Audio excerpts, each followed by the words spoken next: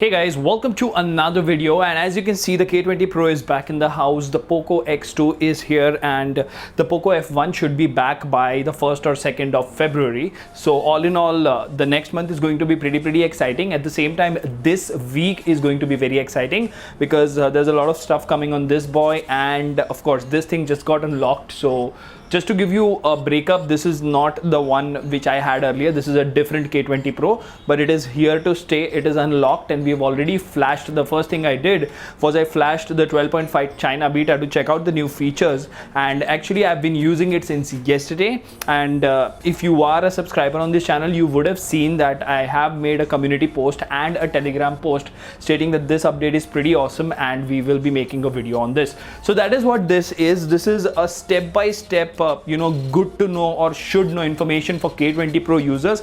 I've made a list of all the changes that I've noticed, and I'm going to just take you around the entire ROM and should you flash it or not. Mind you, Xiaomi EU beta is also based on this, so you can directly flash that if you have TWRP. But before we get into all of that, if you haven't already, please subscribe and hit the notification bell icon so that you get notified every time I upload a video. At the same time, in the description of each and every video, you will find a link to our Telegram channel. Please go ahead and join us there as well. And if you think the hard work on this channel is worth the effort, please click on the join button and become a member. Now, without further ado, hello awesome people. Welcome to Smartphone Tutorials. My name is Kailash. Let's get going.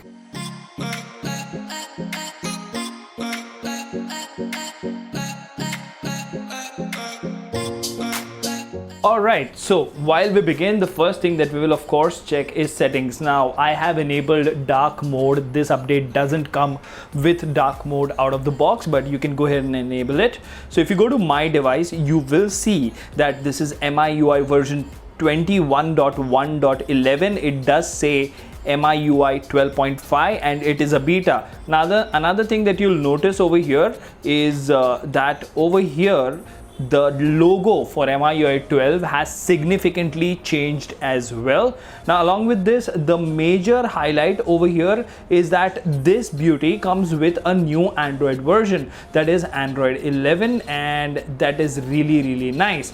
Not so quick, but yes, it is finally given to us. At the same time, if you do stay in all specs, you will notice that you do get the latest security update, that is the 1st of January 2021.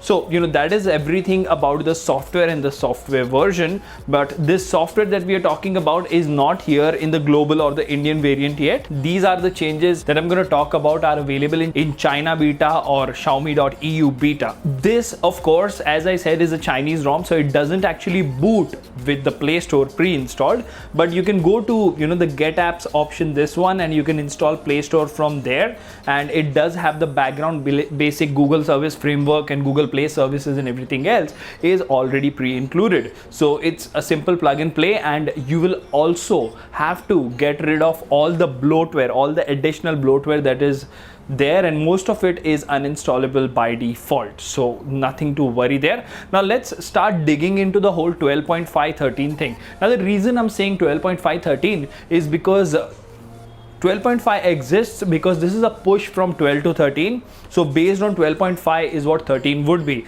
So first things first, if we have a look at the volume panel, there you go.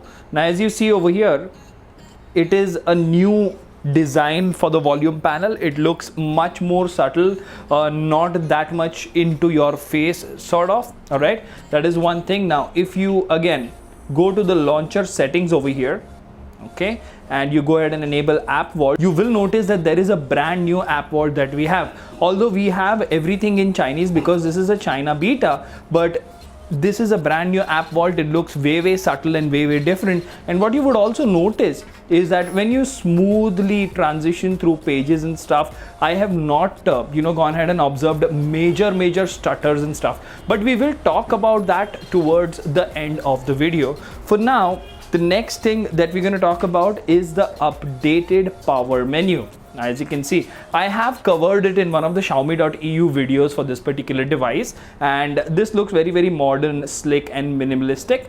So that is another neat addition to MIUI 12.5. Now apart from this, as this is a China beta, it doesn't come with the dreaded Poco launcher.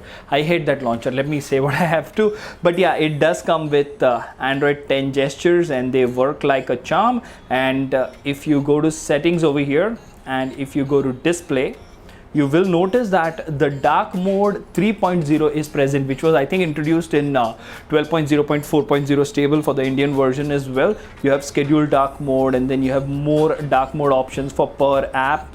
So all that is there. And color scheme, you have font settings, you have a dedicated setting for font settings now. So the full screen mode is also available over here. If you go to control center and status bar, you do have notification icons, battery indicator. You can use different types of battery indicators. You can also use the battery bar. There you go. So that is something nice. Overall, the major update over here is, if you have a look at the way the animations are, you will notice that what they actually said in the changelog. I have made a video about the changelog of MIUI 12.5. They said that the rendering engine is much more powerful, the animations will be much more subtle. I expected them to do something, but honestly I did not expect them to make it something this beautiful, because as you can see over here, if I open any animation is amazing. Any app if you open, the animations are pretty subtle and you won't find any stutters. So this is pretty neat, although this is the first or second beta, and I'm not sure what are the changes they're going to make by the time this comes in the form of a stable ROM. But the first impressions in terms of smoothness and everything else, it's super amazing. All right, now if you further go to settings, you do have wallpaper and personalization. So look at this. I mean, this is a completely reorganized personalization menu, from which at the bottom you can go to themes, you can change your ringtones, notification. So basically you can change your sounds. You have different amazing fingerprint animations, and you do have the old effects over here, nothing new added there. So wallpaper, if you talk about wallpaper, you do have like 3 wallpapers which you can download. You do have the snowy peaks, geometry, and faraway rings. So Mars and Earth have now become old, so I cannot see them, but I think you can download and install them. You can change your icons, you can change your center clock on the lock screen and stuff like that. Always on display can be customized from here. So this dedicated menu of wallpaper and personalization is really amazing. It looks beautiful is what I can say. All right, now if you go to control center style, you will notice that you now get a live preview of what your control center will look like, which is really neat. And you do have your data plan, your Bluetooth, mobile data, and all the other options, and everything else is there. You do have the voice changer. We will talk about it when we actually go ahead and talk about the gaming mode, but you do see that this is much more subtle now. I mean, there are no random stutters and stuff. It just opens and it works just fine. So yeah, finally they probably have gone ahead and figured out the animation, how it needs to be and how subtle it used to be. Now if you further go to the settings option and you go to say this particular sound menu over here, if you click on notifications, you do have this whole card style UI which looks really smooth.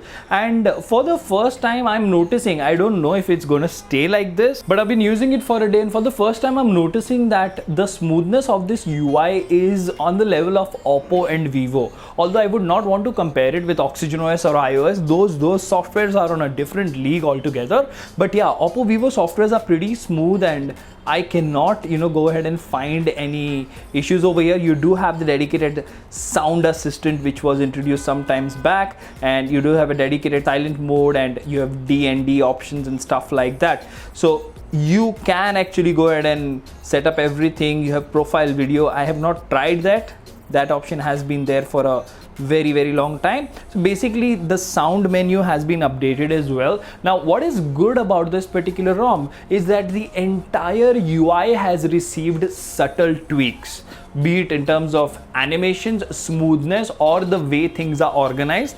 And to me that has made a huge difference, because this is what MIUI should have been. MIUI 12 should have been in the first place. Now you do have a lot of focus for the first time on privacy. Okay, you do have awareness and protection, 2 sub menus over here, but as you can see over here, location, mic, contacts, different highlights. You have the permissions of which app uses what, and you can see over here that you can protect your clipboard, receive notifications about deleted photos, detect privacy risks, app behavior, receive notifications about app behavior. So if any app is misbehaving or it's doing something else. So what is good over here is they have actually paid some decent attention to the privacy. Although it is still a Chinese company, but they are actually giving you those options. As you can see, you have a secure keyboard, you have hide app, second space. So all the options were still there, but now it is more enhanced, which is what, you know, makes me feel a little confident. And talking about the battery life, I have got easily around 6 to 7 hours of screen on time since the time I have installed this.